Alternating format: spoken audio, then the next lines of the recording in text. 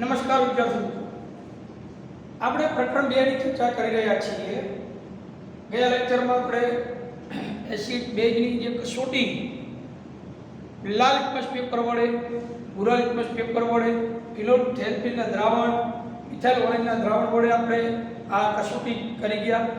એના માટેનું કોષ્ટક પણ મેં તમને પીડીએફ મોકલાવેલી છે. પછી આપણે ઘ્રાણેન્દ્રિય સૂચક વિશે પણ માહિતી લીધી. વેનીલા આર, લવિંગ તેલ, ડુંગળી જેની વાસમાં ફેરફાર થાય છે. તો આવા કુદરતી સૂચક છે એ એની વાસમાં ફેરફાર થઈને એસિડ અને બેઝની પરખ કરી શકાય. તો આવા જે સુગંધના કારણે જો ચકાસણી કરી શકાય એને ઘ્રાણેન્દ્રિય સૂચકો કહે છે. આપણે એની પણ ચર્ચા કરી રહ્યા છીએ. હવે એસિડ બેઝ ધાતુઓ સાથે કેવી રીતે પ્રક્રિયા કરે છે એની ચર્ચા કરીએ. એસિડ બેઝ ધાતુઓ સાથે કેવી રીતે પ્રક્રિયા કરે છે એની એક આકૃતિ છે. પેલા આકૃતિ દોરી લઈએ એટલે ખ્યાલ આવી જશે આપણને.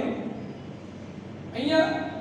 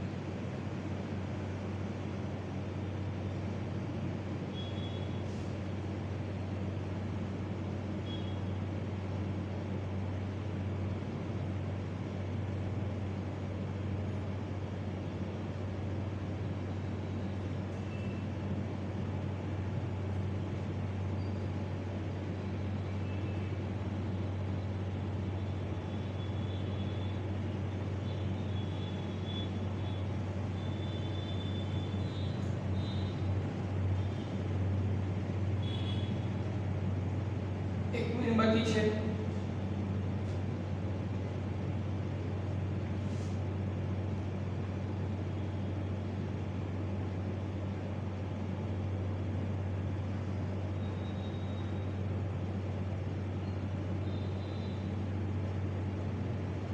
હાઇડ્રોજનથી ભરેલા સાબુના પરપોટા છે.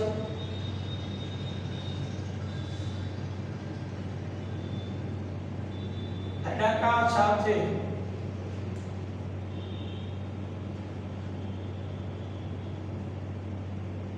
હાઇડ્રોજન વાયુનું દહન,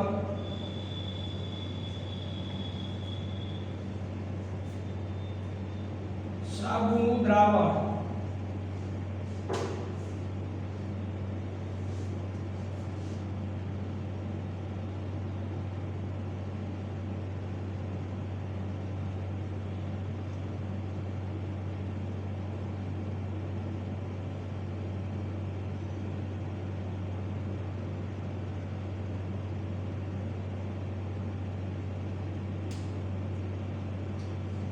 હાઇડ્રોજન વાયુના પરપોટા છે. સ્ટેન્ડ છે.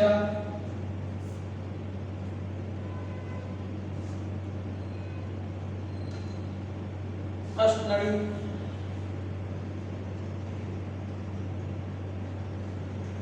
વિમોચન નળી,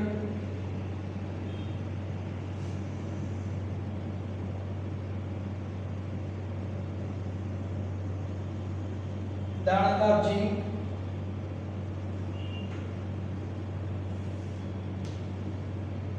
મંદ સલ્ફ્યુરિક એસિડ. તો આ દાણાદાર ઝીંકની મંદ સલ્ફ્યુરિક એસિડ સાથેની પ્રક્રિયા દર્શાવતી આકૃતિ છે. તો આ આકૃતિ પહેલા તમારે દોરવાની છે. 4 ગુણનો પ્રશ્ન તમને પૂછાઈ શકે છે. જો તો એટલે ખ્યાલ આવી હશે. હવે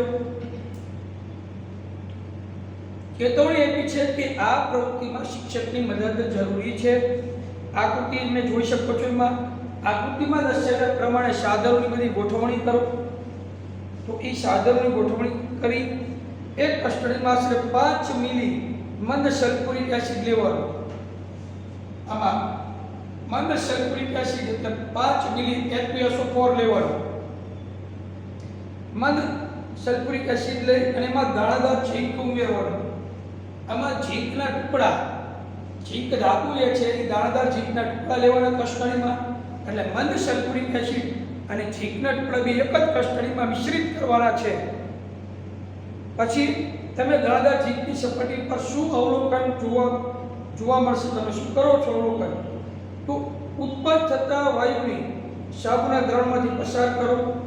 સાબુના દ્રાવણમાં પરપોટા શા માટે ઉદ્ભવે છે? વાયુથી ભરેલા પરપોટા નજીક સળગાવતી મીણબત્તી લઈ જાઓ, મીણબત્તી લઈ જાઓ એટલે ડૂમ બ્લાસ્ટ થશે, પરપોટો ધડાકા સાથે એક્સપોર્ટ થશે, એટલે ધડાકા સાથે હાઇડ્રોજનનું દહન થાય છે. તો આ બબલ્સ એક પ્રકારના જે પરપોટા બન્યા હોય સાબુના, એમાં હાઇડ્રોજન વાયુ ભરેલો હશે, મીણબત્તી આપણે લઈ જાઓ પટાકીઓ ફૂટી જશે, તો એ ધડાકા સાથે એનું દહન થાય છે. વાયુથી ભરેલા પરપોટા નજીક સળગતી મીણબત્તી લઈ જઈએ એટલે ધડાકો થાય. તમે શું અવલોકન કરો છો? કેટલાક વધુ એસિડ જેવા કે હાઇડ્રોક્લોરિક એસિડ, HNO3 એટલે નાઇટ્રિક એસિડ અને CH3COO એટલે એસિડિક એસિડ સાથે આ પ્રવૃત્તિનું પુનરાવર્તન કરો. શું તમામ કિસ્સામાં અવલોકનો એક સમાન છે કે જુદા જુદા છે? તો આ રીતે આ પ્રવૃત્તિ આપણને કીધી છે. તો મિત્રો અહીંયા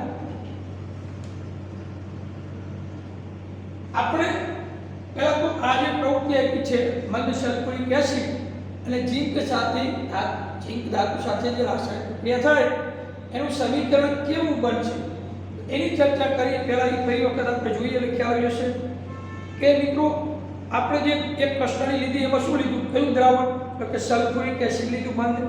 5 મિલી સલ્ફ્યુરિક એસિડમાં આપણે શું નાખ્યું? તો કે એમાં ઝીંકના ટુકડા, દાણાદાર ઝીંક ધાતુના ટુકડા સલ્ફ્યુરિક એસિડમાં ઉમેર્યા.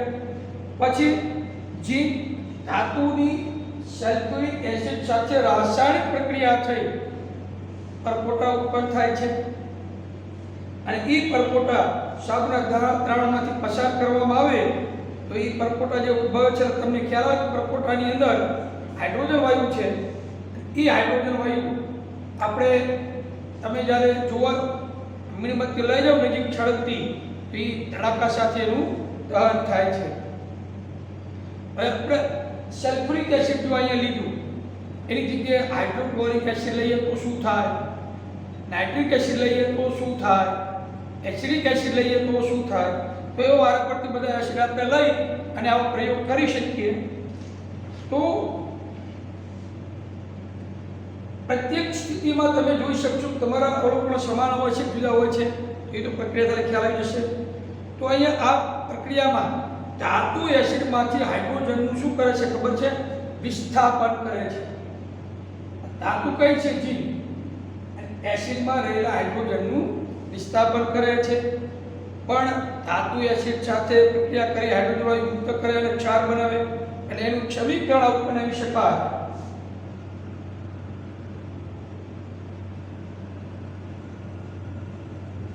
ધાતુ વત્તા એસિડ ક્ષાર વત્તા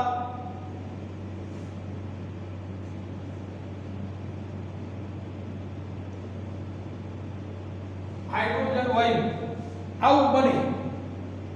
તો આ પ્રવૃત્તિમાં આપણે જે સમીકરણ જોયું આપણે કઈ ધાતુ લીધી હતી? દાણાદાર ઝીંક. એની સપાટી ઉપર આપણને શું જોવા મળે છે? તો એની સપાટી ઉપર હાઇડ્રોજન વાયુના પરપોટા જોવા મળે છે આપણને. અને સાબુમાં આ પાત્ર સાબુનું દ્રાવણ ભરેલું છે. આ સાબુના દ્રાવણમાં જો નળી અને વિમોચન નળી ફિટ કરેલી છે. તો એ સાબુના દ્રાવણમાં પરપોટા શા માટે બને છે? તો એમાં આપણે આ એસિડ કયું લીધું? તો સલ્ફ્યુરિક એસિડ, બરોબર. તો હવે એ ઝીંકના ટુકડા સલ્ફ્યુરિક એસિડ સાથે પ્રક્રિયા કરી હાઇડ્રોજન વાયુ ઉત્પન્ન કરે છે. જો વાયુ કયો વાયુ? હાઇડ્રોજન વાયુ ઉત્પન્ન કરે છે. હવે હાઇડ્રોજન વાયુ એ સાબુના દ્રાવણમાંથી પસાર કરી એ પસાર કરો તો એ હાઇડ્રોજન વાયુ આયન પસાર થઈને પરપોટા બને. એ પરપોટાની અંદર તો મોટો પણ કયો વાયુ છે? હાઇડ્રોજન વાયુ છે. હવે એની નજીક જો હળકતી મીણબત્તી આપણે લઈ જઈએ તો હાઇડ્રોજન વાયુથી ભરેલા પરપોટા સળગતી મીણબત્તીના કારણે હાઇડ્રોજન દહનશીલ વાયુ છે અને ધડાકા સાથે હાઇડ્રોજનનું દહન થાય છે અને ધડાકા સાથે સળગી ઉઠે છે. તો આ ઝીંક ધાતુની સાથે સલ્ફ્યુરિક એસિડ જગ્યાએ મંદ હાઇડ્રોક્લોરિક એસિડ લઈએ તો શું ઘટના ઘટે? મંદ નાઇટ્રિક એસિડ લઈએ તો શું ઘટના ઘટે? મંદ એસિડિક એસિડ લઈએ તો શું હાઇડ્રોજન મુક્ત કરશે? તો એ સમીકરણ આપણે દર્શાવી શકીએ, પણ આપણે ધારી લો કે આ જે ઝીંકના ધાતુ સાથેની જે પ્રક્રિયા હતી, જ્યારે ઝીંક અને એસિડ કયું હતું? H2SO4 મંદ સલ્ફ્યુરિક એસિડ H2SO4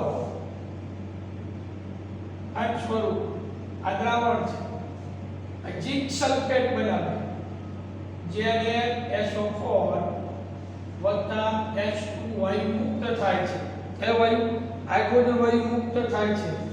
આ છે દ્રાવણ, એકવાર ઝીંક સલ્ફેટ દ્રાવણ. આ પ્રવૃત્તિનું રાસાયણિક સમીકરણ આવું બને: ઝીંક ધાતુ સાથે સલ્ફ્યુરિક એસિડની રાસાયણિક પ્રક્રિયા થઈ ઝીંક સલ્ફેટ અને ડાયહાઇડ્રોજન વાયુ મુક્ત કરે છે. હવે ધારી લો કે આપણે હાઇડ્રોક્લોરિક એસિડ લીધું હોત તો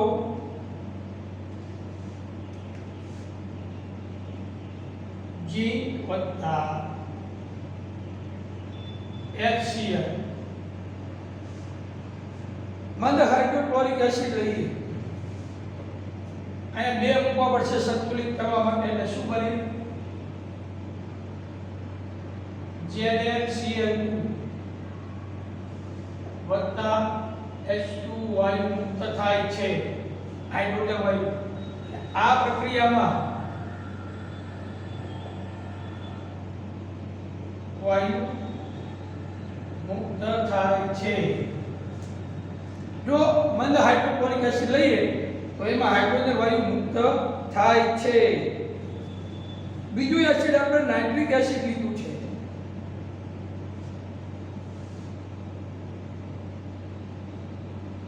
ઝીંક ધાતુની HNO3 સાથે પ્રક્રિયા અને એસિડિક એસિડ સાથેની પ્રક્રિયા.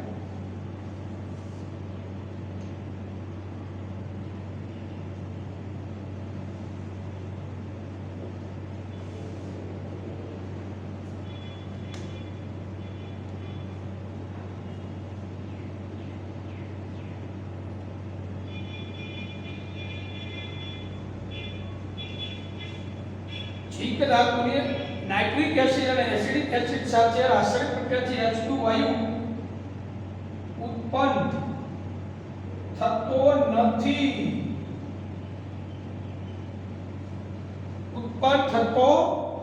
યાદ રાખજો ખાસ. એન છે તે લખી નાખો અંદર. ઉપંત પ્રક્રિયામાં ધાતુ એસિડમાંથી હાઇડ્રોજનનું વિસ્થાપન હાઇડ્રોજન વાયુ સ્વરૂપે કરે છે. ધાતુ એસિડ સાથે જોડાઈને સંયોજન બનાવે છે, જેને આપણે ક્ષાર કહીએ છીએ. આ ઝીંક સલ્ફેટ છે, ક્ષાર છે. આ ક્ષાર વત્તા હાઇડ્રોજન વાયુ. આમ ધાતુની એસિડ સાથેની પ્રક્રિયાનો સારાંશ આપણે આ પ્રકારે ગુજરાતીમાં ધાતુ વત્તા એસિડ, ક્ષાર વત્તા હાઇડ્રોજન વાયુ. તો તમે જે પ્રકારનો ઉપયોગ કર્યો એનું સમીકરણ તમે લખી શકશો એવું કીધું છે. તો આ આપણે આ પ્રવૃત્તિ જે આપણે દોરી છે આ આકૃતિ, એનું સમીકરણ આપણું આ છે. પછી HCl હોય તો એનું સમીકરણ આવું બને. પણ નાઇટ્રિક એસિડ અને એસિડિક એસિડ સાથે ઝીંકની પ્રક્રિયાથી હાઇડ્રોજન વાયુ મુક્ત થતો નથી. પછી એક પ્રવૃત્તિ જે આપી છે આપણને, ધારી લો કે એક કસ્ટણીમાં દાણાદાર ઝીંક ધાતુના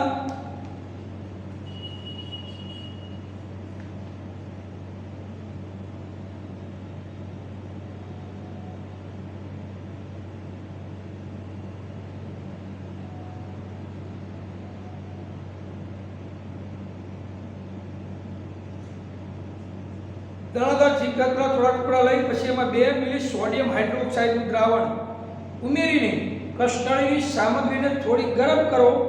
બાકીના સોપાનનું પ્રવૃત્તિ 2.3 પ્રમાણે પુનરાવર્તન કરવાનું. આ રીતે પુનરાવર્તન કરવાનું કીધું હોય. વાત એ છે કે દાણાદાર ઝીંકની સાથે આની જગ્યાએ આ સલ્ફ્યુરિક એસિડ લીધું, એની જગ્યાએ સોડિયમ હાઇડ્રોક્સાઇડ, એને OH એટલે બેઝ લો. ધાતુની એસિડ સાથેની પ્રક્રિયા હતી. હવે એસિડની જગ્યાએ બેઝનું દ્રાવણ લઈ અને પ્રક્રિયા કરો. આ જ રીતે પણ આપણે અહીંયા એસિડ આદિ એસિડની રાસાયણિક પ્રક્રિયા તો બરોબર છે, પણ ઝીંક ધાતુની નાઇટ્રિક એસિડ અને CH3 લેવલ સાથે રાસાયણિક પ્રક્રિયાથી H2 વાયુ ઉત્પન્ન થતો નથી. શા કારણે ઉત્પન્ન નથી થતું? તો એનું કારણ એ છે કે અહીંયા HNO3 જે છે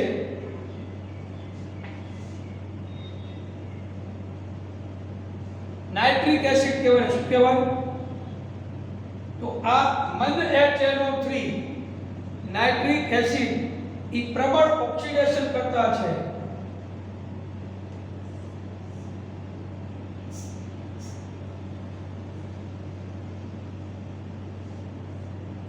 પ્રબળ ઓક્સિડેશન કરતા છે એટલે અહીંયા પ્રબળ ઓક્સિડેશન કરતા છે. આથી પ્રક્રિયા દરમિયાન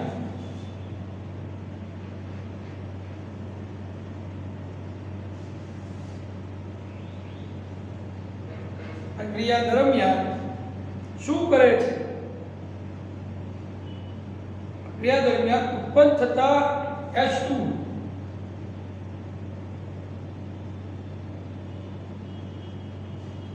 એસિડ H2 ઉપર થવો જોઈએ ને, પણ એ H2 વાયુનું પાણીમાં H2O માં H2 એટલે પાણીમાં ઓક્સિડેશન કરે છે.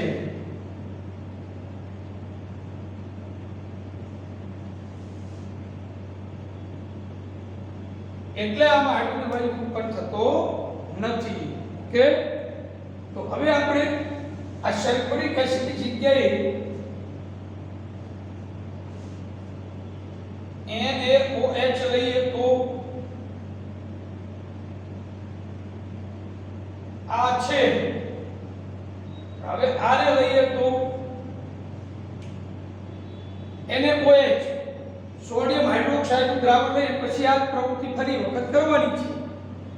તો એના મિત્રો આપણે જોઈ શકીશું કે એમાં 2 મિલી સોડિયમ હાઇડ્રોક્સાઇડનું દ્રાવણ આપણે ઝીંક ધાતુ સાથે ઉમેરી અને થોડું ગરમ કરો અને પછી આપણે જે પ્રવૃત્તિ કરી પ્રમાણે એનું વર્ણન કરીએ એટલે જોઈ શકીએ કે ઝીંકના ટુકડાની સોડિયમ હાઇડ્રોક્સાઇડ સાથે NaOH સાથેની પ્રક્રિયાથી કયો વાયુ નીકળે છે. એ પ્રક્રિયા કરો તો પણ હાઇડ્રોજન વાયુ ઉત્પન્ન થાય છે અને ક્ષાર તરીકે સોડિયમ ઝિંકેટ આપણને પ્રાપ્ત થાય છે. અને એનું રાસાયણિક સમીકરણ આપણે એમ લખી શકીએ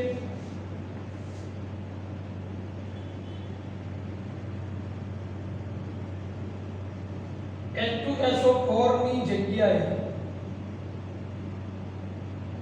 NaOH લઈએ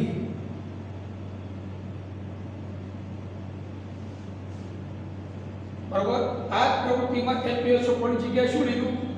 NaOH લઈએ તો શું બને? તો એમાં આપણને ખબર છે ધાતુ તો ખબર છે ઝીંક છે જ્યારે બરાબર NaOH એક વાય સોડિયમ હાઇડ્રોક્સાઇડ અને ઝીંક ધાતુની પ્રક્રિયા છે. તો આને પ્રક્રિયા સંતુલિત કરવા માટે H2 ઉત્પન્ન કરવા માટે અહીંયા 2 મૂકવા પડે. તો ઈ 2 જ્યારે મૂકીએ તો આપણને જોઈ શકો કે Na2Zn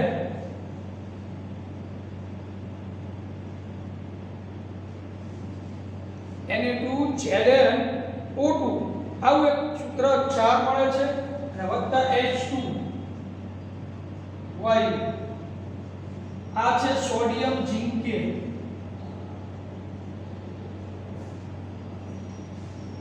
ઠીક કરી લીધો. સોડિયમ ઝિંકેટ નું અણુસૂત્ર Na2ZnO2 આ સોડિયમ ઝિંકેટ. તો અહીંયા ક્ષાર અને હાઇડ્રોજન વાયુ તો મુક્ત થાય જ છે. બેઝ સાથે પણ પ્રક્રિયા કરવાથી ડાયહાઇડ્રોજન વાયુ મુક્ત થાય છે. એટલે આપણે એ પ્રવૃત્તિ પ્રમાણે આ જોઈ શકીએ. નીચે સમીકરણ આપ્યું છે તો આ પ્રક્રિયા નીચે પ્રમાણે લખી શકાય તો NaOH Zn Na2ZnO2 H2 વાયુ આપ્યું છે. હાઇડ્રોજન વાયુ મુક્ત થાય છે. તમે ફરીથી જોશો કે પ્રક્રિયામાં હાઇડ્રોજન વાયુ ઉદ્ભવે છે. જો કે આવી પ્રક્રિયાઓ બધી ધાતુઓ સાથે શક્ય બનતી નથી.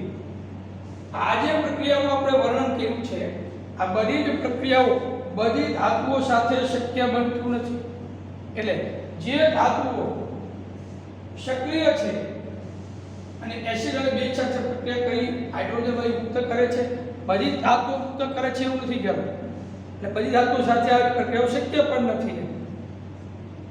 તો અહીંયા આપણે જે ઝીંક ધાતુની મંદ હાઇડ્રોક્લોરિક એસિડ સાથે અને સોડિયમ હાઇડ્રોક્સાઇડના દ્રાવણ સાથે જે પ્રક્રિયા કરી તો આપણે એસિડ સાથેનું સમીકરણ છે H2SO4 સાથેનું સમીકરણ અને મંદ સોડિયમ હાઇડ્રોક્સાઇડ સાથેનું સમીકરણ. આ જે ત્રણ સમીકરણ લખેલા છે આનો સ્ક્રીનશોટ પાડી લો તમને ખ્યાલ આવે. પછી તમને પીડીએફ તમને મોકલાવી દીધી છે, તમે જોઈ શકશો.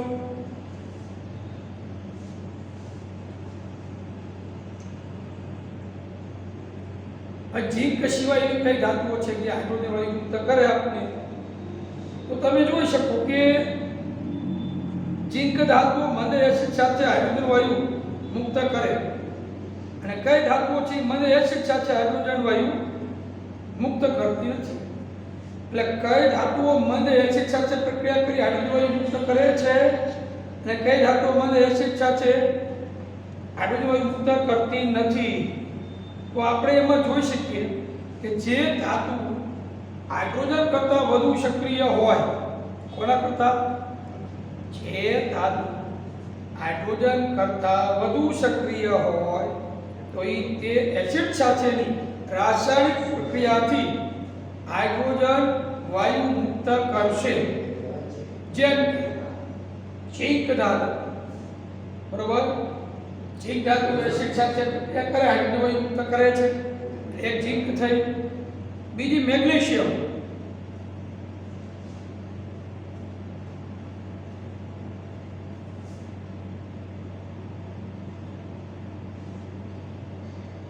Mg, મેગ્નેશિયમ ધાતુ પણ મંદ હાઇડ્રોક્લોરિક એસિડ સાથે પ્રક્રિયા કરી મેગ્નેશિયમ ક્લોરાઇડ બનાવે અને હાઇડ્રોજન વાયુ મુક્ત કરે છે.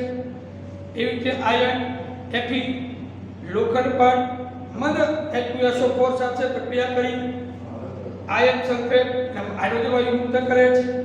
એટલે જે ધાતુ હાઇડ્રોજન કરતાં જો ઓછી સક્રિય હોય તો એ એસિડ સાથેની પ્રક્રિયાથી હાઇડ્રોજન વાયુ મુક્ત કરશે નહીં. એટલે અહીં હાઇડ્રોજનને બદલે શું બનાવે? પાણી બનાવે છે. જેમ કે કોપર જે છે હાઇડ્રોજન કરતાં ઓછી સક્રિય છે, તો કોપરની પાણી સાથેની પ્રક્રિયાથી એટલે કે એસિડ સાથેની પ્રક્રિયાથી કોપરની નાઇટ્રિક એસિડ સાથે જો પ્રક્રિયા કરવામાં આવે, કોપરની નાઇટ્રિક એસિડ સાથે પ્રક્રિયા કરવામાં આવે તો કોપર નાઇટ્રેટ અને નાઇટ્રોજન ડાયોક્સાઇડ N2O વત્તા પાણી આપણને પ્રાપ્ત થાય. એટલે કે H2 બનતું નથી, કારણ કોપર ધાતુ હાઇડ્રોજન કરતાં ઓછી સક્રિય છે એટલે હાઇડ્રોજન વાયુ મુક્ત કરશે નહીં. ખ્યાલ આવી ગયો? ફરી વખત, જે ધાતુઓ મંદ એસિડ સાથે પણ જે ધાતુ એસિડ કરતાં વધુ સક્રિય હોય, આપણે હાઇડ્રોજન કરતાં વધુ સક્રિય હોય, જે ધાતુઓ હાઇડ્રોજન કરતાં વધુ સક્રિય હોય તો એ એસિડ સાથે પ્રક્રિયા કરી અને હાઇડ્રોજન વાયુ મુક્ત કરે છે. અને જે ધાતુ હાઇડ્રોજન કરતાં ઓછી સક્રિય છે એ મંદ એસિડ સાથે પ્રક્રિયા કરીને હાઇડ્રોજન વાયુ મુક્ત કરશે નહીં. આ રીતે આપણે એસિડ અને બેઝ ધાતુઓ સાથે કેવી રીતે પ્રક્રિયા કરે છે એની ચર્ચા આપણે કરી શક્યા. તો આ છે એસિડની, એના એસિડની ચર્ચા કરી. બીજી વખત આપણે હોય છે બેમાં આકૃતિ શેમ જ આવે એટલે તમને પછી એમ પૂછાય સોડિયમ હાઇડ્રોક્સાઇડની ધાતુ સાથે પ્રક્રિયા દર્શાવતું પ્રયોગ ગણો, આકૃતિ આપણે યાદ કરવાની. અહીંયા ખાલી H2SO4 ની જગ્યાએ એને હોય છે લખી નાખો, બરોબર? આ જ આકૃતિ આવશે. પછી ધાતુ કાર્બોનેટ અને ધાતુ હાઇડ્રોજન કાર્બોનેટ એસિડ સાથે કેવી રીતે પ્રક્રિયા કરે છે? ટોપિક આપ્યો છે, પ્રવૃત્તિ નંબર 2.5 આપેલી છે આપણને. તો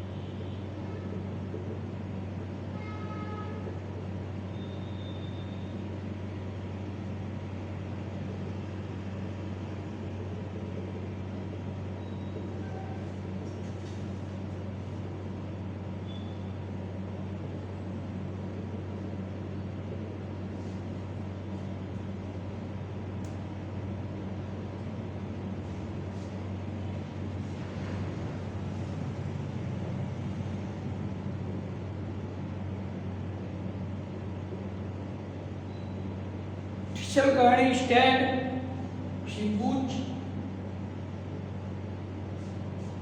વિમોચન નળી,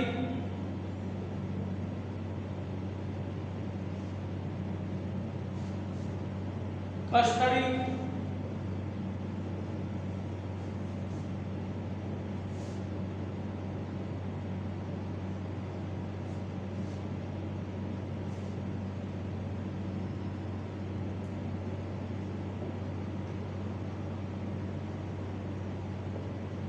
મન H2SO4, CO2 કાર્બન ડાયોક્સાઇડ વાયુ,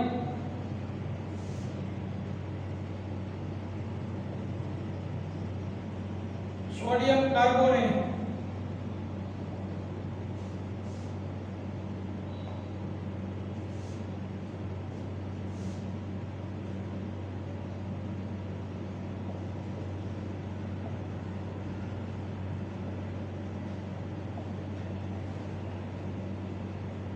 કેલ્શિયમ હાઇડ્રોક્સાઇડ દ્રાવણ. તો મિત્રો અહીંયા આપણને એવું આપ્યું છે ધાતુ કાર્બોનેટ અને ધાતુ હાઇડ્રોજન કાર્બોનિક એસિડ સાથે કેવી રીતે પ્રક્રિયા કરે છે. તો બે કસ્ટડી લઈ એમાં A અને B નામ આપો. કસ્ટડી A માં 0.5 ગ્રામ સોડિયમ કાર્બોનેટ Na2CO3 અને કસ્ટડી B માં 0.5 ગ્રામ સોડિયમ હાઇડ્રોજન કાર્બોનેટ એટલે ખાવાનો સોડા NaCO3. બંને કસ્ટડીમાં આશરે 2 મિલી મંદ હાઇડ્રોક્લોરિક એસિડ ઉમેરો. તમે શું અવલોકન કરો છો? આકૃતિમાં દર્શાવ્યા પ્રમાણે દરેક કસ્ટડીમાં ઉદ્ભવતા વાયુને ચૂનાના પાણીથી એટલે કે કેલ્શિયમ હાઇડ્રોક્સાઇડમાંથી પસાર કરો અને તમારા અવલોકનો નોંધવાનો ખ્યાલ આવે. અહીંયા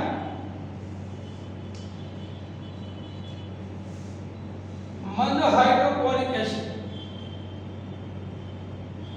મંદ HCl કસ્ટડી A અને B માં તમે જોઈ શકો છો સોડિયમ કાર્બોનેટ અથવા સોડિયમ હાઇડ્રોજન કાર્બોનેટ જે છે એ મંદ H સાથે પ્રક્રિયા કરી કયો વાયુ ઉત્પન્ન કરે? તો ખાવાનો સોડા અને ધોવાનો સોડા મંદ એસિડ સાથે HCl સાથે પ્રક્રિયાથી કાર્બન ડાયોક્સાઇડ વાયુ ઉત્પન્ન થાય. કયો વાયુ? કાર્બન ડાયોક્સાઇડ એટલે CO2 વાયુ ઉત્પન્ન થાય છે. તો અહીંયા રાસાયણિક સમીકરણ લખવું હોય તો આમ લખી શકીએ ધાતુ કાર્બોનેટ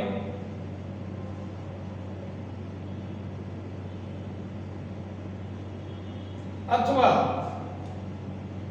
ધાતુ હાઇડ્રોજન કાર્બોનેટ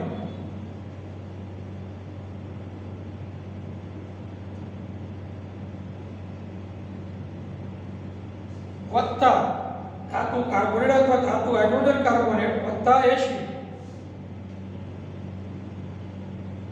નિપજમાં કાર્બન ડાયોક્સાઇડ નિપજમાં કાર્બન ડાયોક્સાઇડ ક્ષાર વત્તા પાણી આવી રીતે ઉત્પન્ન થાય છે.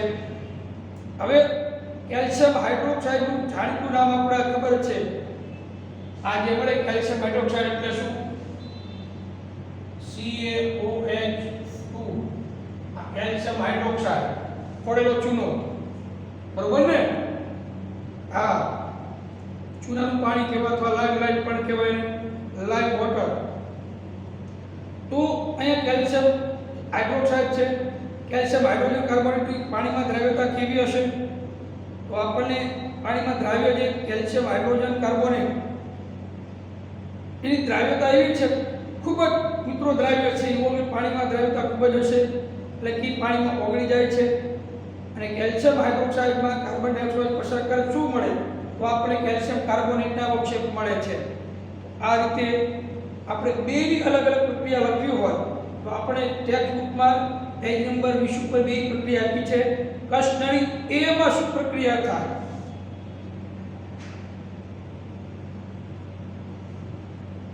કસ્ટડી A Na2CO3 આ ધાતુ કાર્બોનેટ કહેવાય.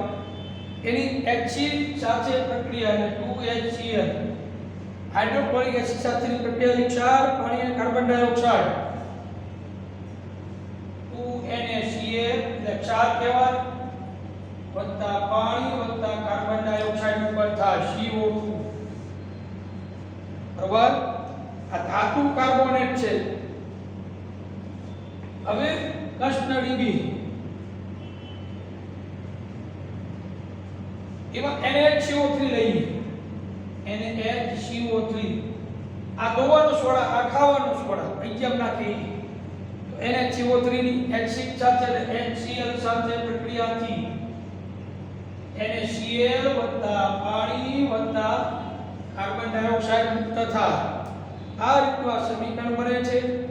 આ કાર્બન ડાયોક્સાઇડને ફોડેલા ચૂનામાંથી કેલ્શિયમ હાઇડ્રોક્સાઇડમાંથી પસાર કરી એટલે CaOH2 વત્તા CO2 ફોડેલો ચૂનો ભીગેલા ચૂનામાં કાર્બન ડાયોક્સાઇડ પસાર કરીએ તો શું બને? તો કેલ્શિયમ કાર્બોનેટ CaCO3 એટલે ચૂનાનો પથ્થર અને પાણી પ્રાપ્ત થાય H2O.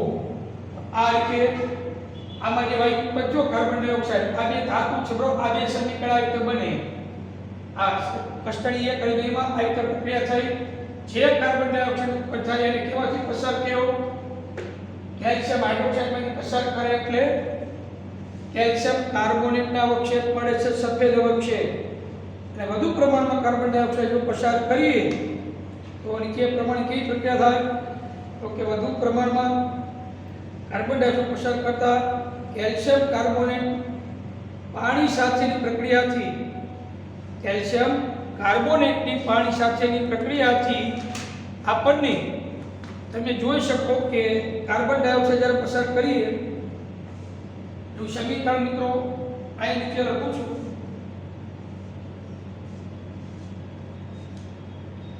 CaCO3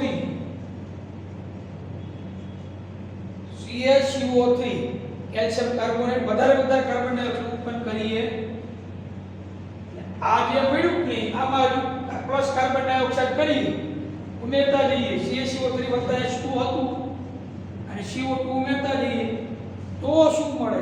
તો આપણને પાણીમાં દ્રાવ્ય કેલ્શિયમ હાઇડ્રોજન કાર્બોનેટ મળે CaHCO3 2H. આ જે છે દ્રાવ્ય છે. શું છે? દ્રાવ્ય મળે. ખૂબ જ દ્રાવ્ય છે પાણીમાં એટલે ચૂનાનો પથ્થર કહેવાય. અને CaCO3 ને ચોક આવે ને આપણે માર્કરથી લખે બોર્ડમાં ચોકથી લખે અને આરસ પાનનું અણુસૂત્ર શું? તો CaCO3 આરસ પાનનું અણુસૂત્ર ઠીક કરી લેજો. કેલ્શિયમ કાર્બોનેટના વિવિધ સ્વરૂપ છે. કેલ્શિયમ કાર્બોનેટ કહેવાય અને આરસ પાણી કહેવાય. તો તમામ ધાતુ કાર્બન અને હાઇડ્રોજન કાર્બન એસિડ સાથે પ્રક્રિયા કરી તેમને અનુરૂપ ક્ષાર કાર્બન ડાયોક્સાઇડ અને પાણી આપે છે. બરાબર. તો એ કુદરતી સમીકરણ એક છે ઠીક કરી લો. ધાતુ કાર્બોનેટ અથવા ધાતુ હાઇડ્રોજન કાર્બોનેટ આવી રીતે એસિડ સાથે પ્રક્રિયા કરી ક્ષાર કાર્બન ડાયોક્સાઇડ અને પાણી આપે છે. તો આ સમીકરણ ઠીક કરી લો. અહીંયા આ પ્રક્રિયા પૂર્ણ કરી શકીએ આપણે મિત્રો. આ બે આકૃતિવાળા પ્રશ્ન છે, મોટા પ્રશ્ન છે જે પરીક્ષા આપણે ખૂબ જ આઈએમપી છે. તો અહીંયા આપણે આકૃતિ પૂર્ણ કરીએ. બાકીનું આપણે કાલે લઈશું. નમસ્કાર.